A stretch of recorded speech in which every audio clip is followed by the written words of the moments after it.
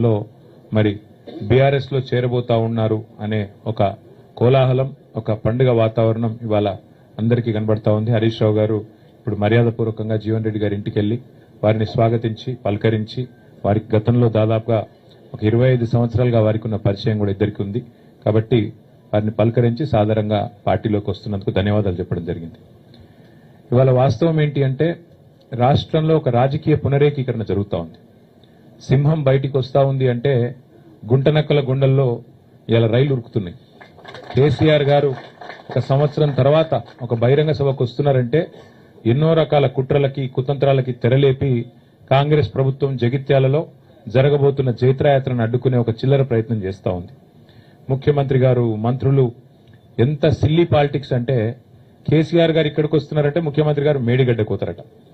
2.5 ఏళ్లకెళ్లి మేడిగడ్డకు పోయేందుకు ముఖ్యమంత్రికి టైం లేకుండే అర్జెంటుగా ముఖ్యమంత్రి గారికి కేసీఆర్ గారి బహిరంగ సభ ఇక్కడ ఉంటే టీవీలలో సగం కేసీఆర్ ను చూపెట్టాలి, సగం రేవంత్ రెడ్డిని చూపెట్టాలి, పేపర్లలో సగం రేవంత్ రెడ్డిది రాయాలి, అవతలికు కేసీఆర్ది రాయాలని ఒక చిల్లర ప్రయత్నం. అంటే ఇంత కుత్సితమైన, ఇంత కుసంస్కారమైన, ఇంత చిన్న మెదడున్న ముఖ్యమంత్రి బహుశా భారతదేశంలో ఎవరు ఉండరు, ఒక రేవంత్ రెడ్డి తప్ప. ఆయనకు హైటే తక్కువ అనుకున్నా, బుర్ర కూడా తక్కువనే. అంటే ఈ మాట ఎందుకంటున్నా అంటే నిజం గింత చిల్లరకు ఉండకూడదు రాజకీయం. కేసీఆర్ లాంటి ఒక నాయకుడు ఆయన ఇంకా గీ ఏజ్ లో గీ స్థాయికి చేరుకున్న తర్వాత ఆయనకు పేపర్ వాళ్ళు ఏం రాస్తారు, టీవీ వాళ్ళు ఏం చూపెడతారు, ఆయనకి ఏమైనా ఉంటుందా? జగిత్యాలకు వచ్చుడు, జనాలను కలుసుడు, అందరి ముందు మాట్లాడు, లక్షలాది మందితో సంభాషించుడు కేసీఆర్ గారికి తెలిసిందే గది, ఆయన ప్రస్థానమే అది. అట్లాంటిది ఇవాళ ఆయన ఇక్కడికి వస్తుంటే కోరుట్లకి వెళ్ళి వచ్చేటోళ్ళందరికీ ఇక్కడికి రానియకుండా రోడ్డు దవుతారట. 3 ఏళ్లకెళ్ళి యాదికి రాలే రోడ్డు, ఇప్పుడే యాదికి వచ్చింది సడన్ గా. ఇంత చీప్ పాలిటిక్స్, ఇంత చిల్లర ప్రయత్నాలతో జగిత్యాలలో జన ప్రభంజనాన్ని అడ్డుకుంటామని రేవంత్ రెడ్డి గారు, అదేవిధంగా ఇక్కడ ఉన్న హైబ్రిడ్ ఎమ్మెల్యే, హైబ్రిడ్ కూడా కాదు, ఏం బ్రీడో ఇది, ఏ బ్రీడు ఆ బ్రీడ్ ఎమ్మెల్యే ఇక్కడ ఉన్నాయన ఏ పార్టీ ఆయనకే తెలియదు. బీఆర్ఎస్ అని ప్రెస్ మీట్ లో చెప్తాడు, కాంగ్రెస్ పార్టీ ఆఫీసులో కూర్చుంటాడు, కాంగ్రెస్ పార్టీ మంత్రి పక్కకు కూర్చుంటాడు. క్రాస్ బ్రీడ్ అనాలనా, హైబ్రిడ్ అనాలనా, ఏం బ్రీడ్ అనాలే, ఆయన ఏందో ఆయనే చెప్పుకోవాలి. వాళ్ళు రేవంత్ రెడ్డి భయం ఏంటంటే, కాంగ్రెస్ లో భయం కూడా ఏంటంటే ఇక్కడ కేసీఆర్ గారు వచ్చి జీవన్ రెడ్డి గారు, కేసీఆర్ గారు, మా రమణన్న, మా వసంత అందరు కలిసి ఒక వేదిక మీదకి వెళ్లి మాట్లాడితే జగిత్యాల నుంచే మళ్లీ బీఆర్ఎస్ జైత్రయాత్ర మొదలైతుంది, దండయాత్ర మొదలైతుంది, రేవంత్ రెడ్డికి భరతం పట్టడానికి తెలంగాణ ప్రజలు మరి రంగం సిద్ధం చేసినారని ఒక వాతావరణం వస్తుందని ఆయనకు భయం పట్టుకుంది. ఆయన అట్టర్ ఫ్లాప్ పాలన, 6 గ్యారంటీలని, 420 హామీలని, 13 డిక్లరేషన్లు, అన్ని వర్గాలను మోసం చేసిన విషయం బయటపడుతుందని చెప్పి ఆయనకు భయం పట్టుకున్నది. అందుకే ఈ రకమైన చిలిపి ప్రయత్నాలు చేస్తా ఉన్నారు. కానీ ఒకటి మాత్రం వాస్తవం, ఇదే జగిత్యాలలో కేసీఆర్ గారు గతంలో ఎన్నో బహిరంగ సభలు నిర్వహించారు. ఈ సభ కూడా అద్భుతంగా విజయవంతం అవుతుంది. ప్రభుత్వం ఎన్ని ప్రయత్నాలు చేసినా, ఎన్ని చిల్లర కుట్రలు చేసినా అన్నిటినీ కూడా అధిగమించడానికే మా పార్టీ నాయకత్వం అహరహం కూడా కష్టపడతా ఉన్నారు. మా సోదరులు పల్లా రాజేశ్వరరెడ్డి గారు ఇలా ప్రత్యేకంగా జనగామ శాసనసభ్యుడు ఇక్కడికి వచ్చి వారు జగిత్యాల కేంద్రంగా జగిత్యాల నియోజకవర్గ పరిధిలో వారు బాధ్యత తీసుకున్నారు, పర్యవేక్షణ, అందరినీ కూడా కోఆర్డినేషన్ బాధ్యత, సమన్వయం. అట్లాగే మా ధర్మపురి కాన్స్టిట్యున్సీకి రవీందర్రావు ఎమ్మెల్సీ గారు, తక్కలపల్లి రవీందర్రావు గారు, వరంగల్ వాసి, వారు కూడా ఇక్కడికి వచ్చి ధర్మపురిలో కొప్పుల ఈశ్వర్ గారితో కలిసి వారు కూడా సమన్వయం చేసుకుంటా ఉన్నారు.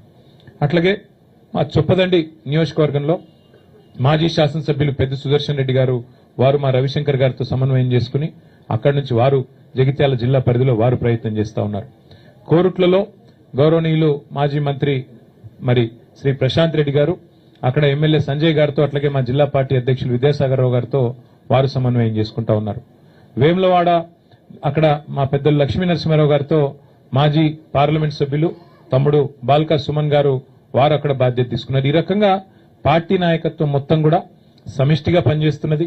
ప్రాంగణంలో ఇక్కడ బాలమల్లు గారు, శ్రీనివాసరెడ్డి గారు ఉన్నారు.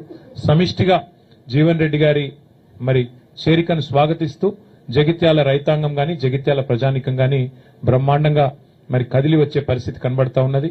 ఏర్పాట్లు కూడా బాగా ఘనంగా జరుగుతా ఉన్నాయి. ఎండల్ని కూడా దృష్టిలో పెట్టుకుని అన్ని ఏర్పాట్లు చేస్తా ఉన్నాం. దాదాపుగా ఒక 3 లక్షల మంచినీళ్ల బాటిల్ కూడా తెప్పిస్తా ఉన్నాం. ఒక 2 లక్షల మజ్జిగ ప్యాకెట్లు కూడా తెప్పిస్తా ఉన్నాం. ఇవన్నీ కూడా ఎందుకంటే సాయంకాలం సభ అయినప్పటికీ కూడా కేసీఆర్ గారు దాదాపుగా 5:30 గంటలకు ఇక్కడ చేరుకుంటారు. ఎండ చల్లబడ్డ తర్వాతనే సభ ప్రారంభమవుతుంది. 5:30 గంటలకి కేసీఆర్ గారు ఇక్కడ చేరుకుంటారు. చేరుకున్న తర్వాత 5-5:30 మధ్యలో చేరుకుంటారు. ఆ తర్వాత సభ ఒక గంటంబావు సేపు సభ జరుగుతుంది. దయచేసి పాత్రికేయ మిత్రులతో కూడా నా ప్రార్థన, మొన్న మీకు కొంత అసౌకర్యమైంది, మమ్మల్ని మన్నించండి. ఒక సోదరుడికి కాలుకు ఫ్రాక్చర్ కూడా అయింది. అట్లాగే కొన్ని కెమెరా ట్రైపాడ్లు కూడా ఇరిగినాయని చెప్పారు. తప్పకుండా వారి నష్టాన్ని మేము భర్తీ చేస్తాము. ఆ సోదరుడికి సంబంధించి కూడా మా ఎమ్మెల్యే సంజయ్ గారు, మిగతా మిత్రులు కూడా హాస్పిటల్ కూడా వచ్చారు. ఈశ్వర్ గారు కూడా వచ్చారు, జీవన్ రెడ్డి గారు కూడా వచ్చారు. ఆ బాధ్యత అంతా కూడా మేమే తీసుకుంటాం. ఎల్లుండి దయచేసి ప్రభుత్వం ఎన్ని చిక్కులు చికాకులు పెట్టినా, ఎంత ఇరిటేట్ చేసే ప్రయత్నం చేసినా, దయచేసి ప్రజలు కూడా, మా కార్యకర్తలు కూడా ఓపికగా దయచేసి సంయమనంతో, మన కార్యక్రమం కాబట్టి మనం మంచిగా విజయవంతం చేసుకుందాం. కేసీఆర్ గారు చాలా కాలం తర్వాత జగిత్యాల వేదిక నుండి తెలంగాణ ప్రజలను ఉద్దేశించి మాట్లాడబోతా ఉన్నారు.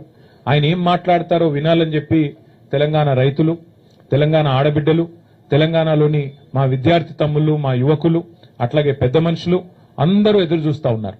కాబట్టి ఈ కార్యక్రమాన్ని ఎంత సంయమనంతో, ఎంత సమన్వయంతో, ఎంత ఓపికతో, ఎంత మరి ఆలోచనాత్మకంగా మనం పోతే అంత మంచిది. కాబట్టి దయచేసి జగిత్యాలలో ఉండే మా ప్రతి సోదరుడు సోదరికి నా ప్రార్థన, ఇది మీ సభ, మీరు మాకు ఆతిథ్యం ఇస్తున్నారు. కాబట్టి దయచేసి ఈ కార్యక్రమాన్ని విజయవంతం చేసే దిశగా అవసరమైతే జగిత్యాల కార్యకర్తలు ఒక మెట్టు దిగి చూస్తా ఉన్నా. నేను కూడా మొన్నటి నుంచి, మొదటిసారి మొన్న వచ్చినప్పుడు ఇప్పుడు కూడా మా రమణన్న, మా వసంతమ్మ వాళ్ళు కూడా మరి జీవన్ రెడ్డి గారి చేరికను స్వాగతిస్తూ అవసరమైతే ఒక వరుస మేము వెనుకోండి, కొత్త వాళ్ళు వస్తున్నప్పుడు మేము ఆహ్వానించాలనే ఒక సంస్కారాన్ని, ఒక గౌరవాన్ని వారు ఇస్తున్నందుకు వారికి కూడా ప్రత్యేకంగా అభినందనలు తెలియజేస్తూ, మా పత్రికా మిత్రులు కూడా చాలా సహకరించారు. మొన్న జరిగిన ఇబ్బందిలో కూడా, ఇంత ఎండలో కూడా మీకు కూడా ప్రత్యేకంగా ధన్యవాదాలు. కరీంనగర్ నుంచి వచ్చే స్టాఫర్లకు కూడా ప్రత్యేకంగా, వారికి కూడా ప్రత్యేకంగా ఆహ్వానం, వారికి కూడా ఏర్పాట్లు చేస్తాము. హైదరాబాద్ నుంచి కూడా పత్రికా మిత్రులు కూడా వస్తా ఉన్నారు, వారికి కూడా స్వాగతం. అట్లాగే కార్యక్రమం తప్పకుండా మంచి విజయం సాధించాలని ఆకాంక్షిస్తూ, జగిత్యాల నుంచే బీఆర్ఎస్ జయత్రయాత్ర ప్రారంభం అవుతుంది.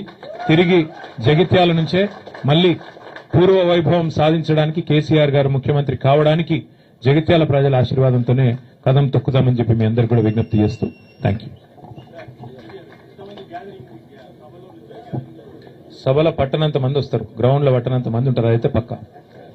ఇక మిగతా అన్ని విషయాలు హరీష్ రావు గారు చెప్పారు. కాబట్టి మళ్ళొకసారి మీ అందరికీ ప్రత్యేకంగా ధన్యవాదాలు, నమస్కారాలు. జై తెలంగాణ.